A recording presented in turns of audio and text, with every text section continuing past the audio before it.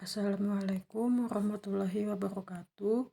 Kami dari kelompok 6 akan membahas mengenai mengkomunikasikan hasil asesmen, laporan asesmen klinis. Anggota kelompoknya saya sendiri, Leni Siva Marlisa Putri, dan ada Fatibatu Zahra, Muhammad Zikir Akbar, dan Mahditia Huda Zinfidiansyah. Jadi di sini saya langsung aja akan menjelaskan apa sih laporan hasil asesmen. Nah, laporan hasil asesmen klinis psikologi itu adalah hasil dari proses evaluasi dan analisis secara sistematis dan objektif terhadap kondisi psikologis individu maupun grup menggunakan metode dan teknik psikologi klinis. Asesmen klinis psikologi itu melibatkan pengumpulan data mengenai kondisi psikologis individu melalui berbagai metode seperti tes psikologi, observasi, dan interaksi dengan pasien. Laporan ini tentu saja dibuat oleh psikolog yang sudah profesional, dan biasanya laporan ini itu berisi informasi penting tentang kondisi mental dan emosional individu, termasuk data demografi, alasan rujukan, metode asesmen, hasil asesmen, kesimpulan, dan rekomendasi. Nah, data demografi itu biasanya terdiri dari nama, usia, jenis kelamin, pendidikan, pekerjaan, dan informasi latar belakang lainnya. Sekian penjelasan dari saya, selanjutnya akan dijelaskan oleh teman saya. Selanjutnya, tujuan laporan hasil asesmen. Laporan hasil asesmen klinis psikologi memiliki beberapa tujuan penting, yaitu: pertama, memberikan informasi yang relevan dan berguna tentang individu yang sedang diasesmen. Dua, membantu dalam diagnosis dan pengklasifikasian. Laporan asesmen klinis psikologi dapat membantu dalam proses diagnosis dan pengklasifikasian gangguan atau masalah psikologis yang dialami oleh individu. Informasi yang terdapat dalam laporan dapat digunakan untuk memahami sumber masalah dan merumuskan rencana intervensi yang tepat. 3. Memandu perencanaan intervensi. Hasil asesmen digunakan untuk merancang program intervensi yang tepat dan sesuai dengan kebutuhan individu. 4. Memonitor kemajuan. Laporan asesmen dapat digunakan untuk melacak kemajuan individu dalam terapi atau intervensi lainnya. Kelima, komunikasi dengan profesional lain. Laporan ini dapat dibagikan dengan profesional lain yang terlibat dalam perawatan individu, seperti dokter, psikiater, atau pekerja sosial. 6. Dokumentasi. Laporan asesmen yang menyediakan dokumentasi tertulis tentang proses asesmen dan hasilnya dapat digunakan untuk keperluan penelitian atau audit. 7. Menentukan kondisi psikologis individu atau grup, termasuk diagnosa, keterampilan, dan kemampuan. 8. Menyediakan informasi yang akurat dan objektif tentang kondisi psikologis individu atau grup. 9. Menyediakan rekomendasi terkait pengendalian, pengobatan, dan pemulihan kondisi psikologis individu atau grup. 10. Menyediakan informasi yang diperlukan untuk pengambilan keputusan oleh profesional, seperti dokter, guru, dan konselor. 11. Menyediakan informasi yang diperlukan untuk pengambilan keputusan oleh individu atau keluarga terkait. 12. Menggambarkan profil psikologis individu. Laporan asesmen klinis psikologi memberikan gambaran yang komprehensif tentang berbagai aspek psikologi individu, seperti kepribadian, kemampuan kognitif, emosi, dan perilaku. Hal ini membantu dalam pemahaman yang lebih baik tentang individu tersebut. 13. Memberikan rekomendasi dan saran. Laporan asesmen klinis psikologi juga berfungsi untuk memberikan rekomendasi dan saran kepada individu yang diasesmen, keluarga, atau pihak yang terlibat dalam perawatan ataupun intervensi. Rekomendasi ini dapat berupa saran tentang jenis terapi yang sesuai, strategi manajemen emosi, atau perubahan lingkungan yang diperlukan. 14. Mendukung kerja tim. Laporan asesmen klinis psikologi juga digunakan untuk berbagi informasi dengan anggota tim perawatan atau intervensi lainnya, seperti psikolog, psikiater, atau konselor. Laporan ini membantu dalam koordinasi upaya dan memastikan bahwa semua pihak terlibat memiliki pemahaman yang sama tentang individu yang diasesmen.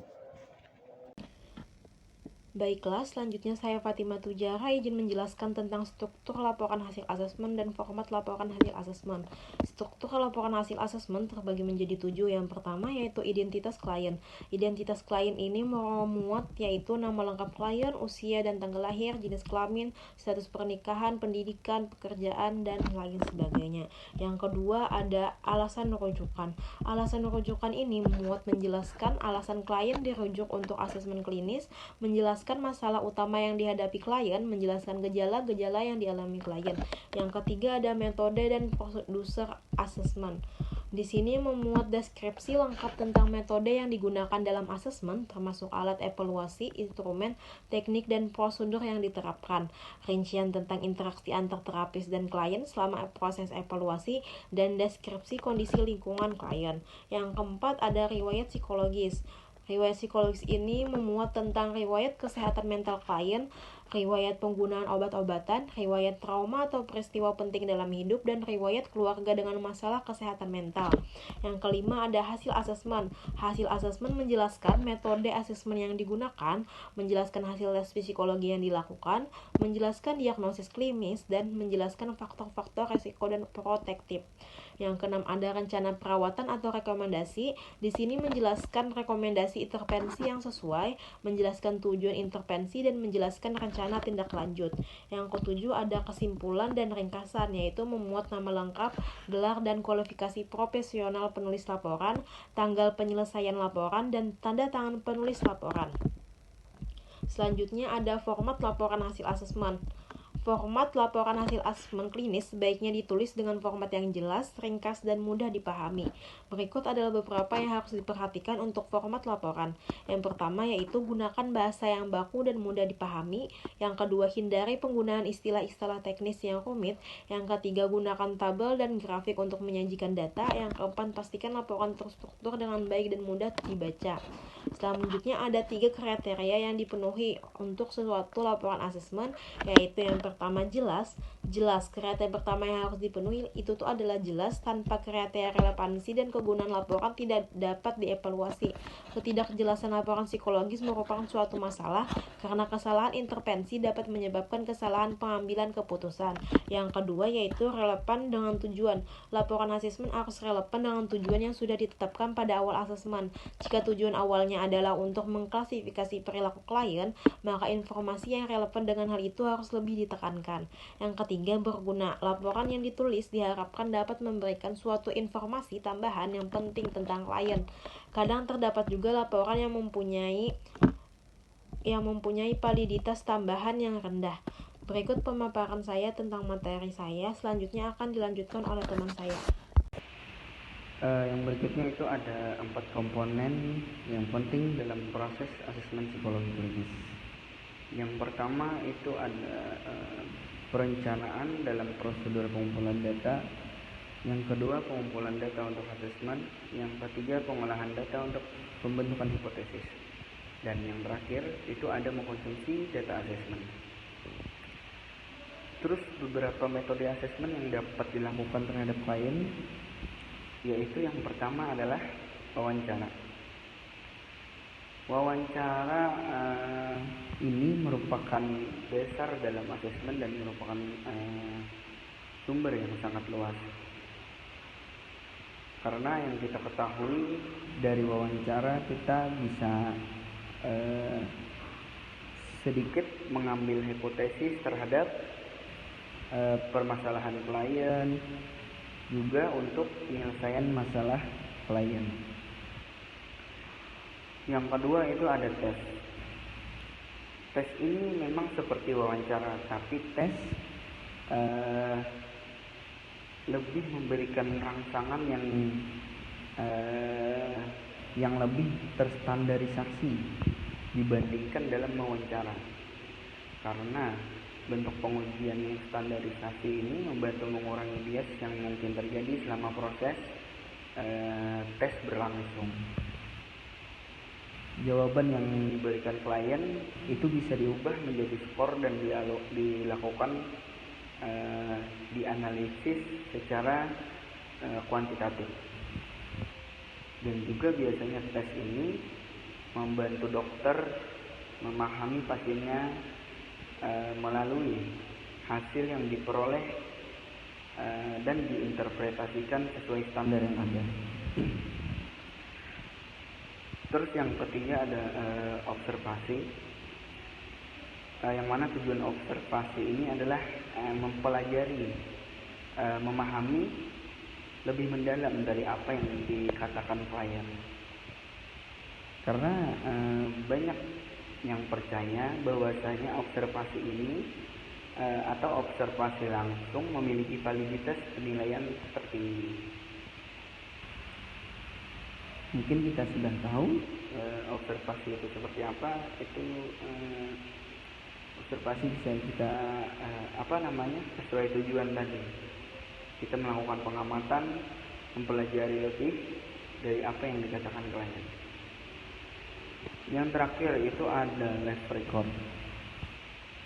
Bagaimana live record ini didasarkan pada data pribadi, yang mana itu seumpama ada ijazah sekolah, surat kerja, atau rekam medis,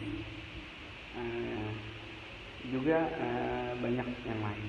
Pokoknya semacam kita belajar biografi si klien.